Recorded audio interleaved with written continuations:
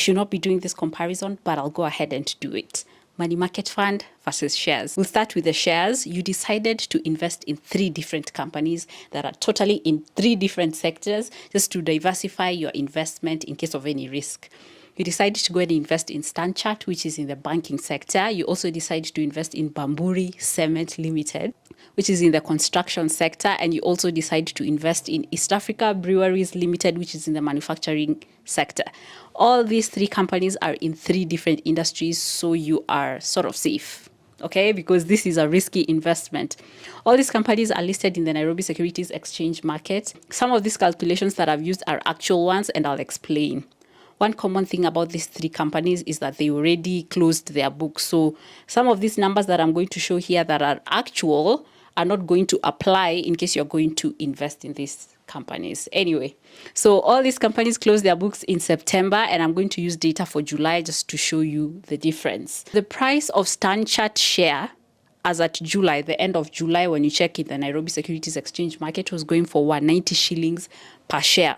Since the minimum number of shares that you can buy in the Nairobi Securities Exchange market is 100, though each company has its own policies, I'm going to use 100 for all of them.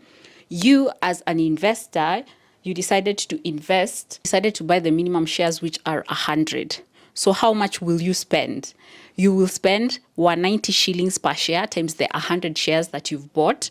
So you're going to spend 19,000. StanChart this year, as at September, they were paying out 8 shillings per share as dividend. So any share that you owned in StanChart, you're going to receive 8 shillings per share. So since you bought 100 shares in July, in September when the books were closing, when they were paying out their investors, you would have received 8 shillings times the 100 shares that you have. So in total, you'll have 800 shillings. You also decided to invest in Bamburi in July. So you bought these shares in July. In July, the price of one share at Bamburi Cement was 62 shillings per share. Then you decided to invest 100 shares, to buy 100 shares since they're the minimum that you can buy. But remember, each company has its own policy. This is just for example. So 62 shillings per share times the 100 shares that you bought, you are going to pay 6,200. You'll need 6,200 to buy this minimum number of shares. Bamburi in September this year actually, they were paying out 8 shillings and 25 cents per share as dividends. So you who bought 100 shares in July, you received 100 shillings times 8.25. You received 1,825 shillings as dividends. So these are dividends. You are a smart investor. You also invested in East Africa Breweries Limited, where the price of the share is 160 shillings per share, and you bought the minimum 100 shares. So you spent 160 shillings times the 100 shares. You actually spent 16,000 shillings just to buy the minimum number of shares that are allowed in the Nairobi Securities Exchange market. So you spent 16,000 Kenyan shillings. This is in July. But in September 2024, before the books closed, East Africa Breweries Limited were paying out 6 shillings per share as dividends. So you received 6 shillings times the 100 shares that you've bought. You received 600 shillings as dividends. So since you invested in these 3 different companies, you spent 19,000 Kenyan shillings for StanChart. You spent 6,200 shillings for Bamburi. You also spent 60,000 Kenyan shillings for East Africa Breweries Limited. When you add that up, you spent 41,200 shillings just to buy the minimum number of shares from these companies. So I included the broker fee and also the levies because I didn't want you guys to roast me. I used 2.1%. There's one company that is a stockbroker, they charge 2.1%. This is inclusive of everything. So 2.1% times the 41,200 shillings that you're going to invest in, you are going to pay a total of 865 shillings. So at the end of the day, we add this cost, the broker fee, the levy, to the total cost that you used in your actual investments. So in actual sense, you spent 42,065 to do all these investments to buy the shares. This is in July 2024. In September 2024, you invested in this company. So we are going to add up all the total dividends that you earned. That is 800 plus 1,825 plus 600, you would have earned 32.25 shillings. So your investment was 42,065. Out of this 42,065, in 3 months, from July to September, you earned 3,225 shillings. This amount might seem small for somebody who has never invested. But then what if instead of buying 100 shares, you bought 1,000 shares in each company? So using a shortcut, you would have spent, I'll add a 0 here and also a 0 here. You would have like invested for 20,000 and you would have received 32,000 there if you had bought 1,000 shares instead of 100 shares. Now, the reason why I wanted to compare this to a money market fund is because somebody might say, okay, these dividends, I mean, they're little, they're not a good investment. But then now let's do this. These are just the dividends. What if after you received your dividends in September, so let's say in October, this month, actually in November, you decided to sell all these shares? Remember, when you are investing in shares, you get money in 2 ways. The first one is dividends, which you are entitled to as a share of the profits. And then you also make money in case you're going to sell your shares and the value of the share has gone up from the price that you bought it. So, assuming, this one is not guaranteed, but we're just going to assume that after you've been paid out your dividends, around September, October there, this November, this month, you decided to sell all these shares. For you to find whatever profit or capital gain that you had, you're going to subtract the value of the share right now in November to the value of the share when you bought it in July. So I just used a number here. For StanChart, you would sell it for 205 shillings. These numbers, okay, these ones are not accurate. I just used the highest price for each company when I checked out their performance for the whole year. So this is not the actual price, but this is like the highest price that StanChart had for their share for the past 12 months from July. So this is just a dummy. But I'm just assuming that you bought the price of StanChart right now after September, it's 205. For Bamburi, it's 64.25. For this other company, for East Africa Breweries, it's 190. So for you to find the gain, you just subtract the value of the share. So now it's 205. Previously, when you bought it, it was 190, and then you multiply the 100 shares that you bought. Same thing. Bamburi 64 times 64.25, which is just the highest number, like I said, minus 62, and then all that. So your capital gain will be 47.25. This is in case you decide to sell all these shares that you bought. Now, let's leave this, let's put this aside for now. Let's just assume you didn't even sell any shares. You just made 32.25 as your dividends, like in a span of 3 months. Now, let's do that comparison with a money market fund. Please don't roast me for doing this comparison. Okay. In this money market fund, I decided to use this amount. You remember that amount of money that you spent buying your shares? I decided to imagine, what if this money, including the broker fee and the levy, instead of investing in shares, what if you put it in a money market fund account? And so you're investing 42,065 for 3 months, because the difference here it's 3 months. You bought in July, you sold in September. So the difference is 3 months. If this money market fund was offering 12% as the annual yield, as the annual interest, in 3 months, you would have made 1274. So after tax, when you take out the 15%, it will be 1083. Anyway, but let's just use these numbers so that you're not confused. This one is before tax.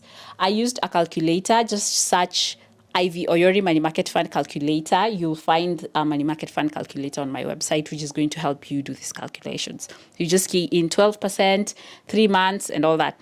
So you're going to get 1274 as your interest. Assuming that this money market fund was offering one of the highest interest rates, let's assume it's 15% per annum, okay? It's going to yield 1576. The time period here is 3 months. 3 months for the same time period that I used to calculate these dividends. Have you noticed that the shares, if you had invested in these 3 stocks, you'd get more as dividends than if you had invested in a money market fund? I don't know if you see that.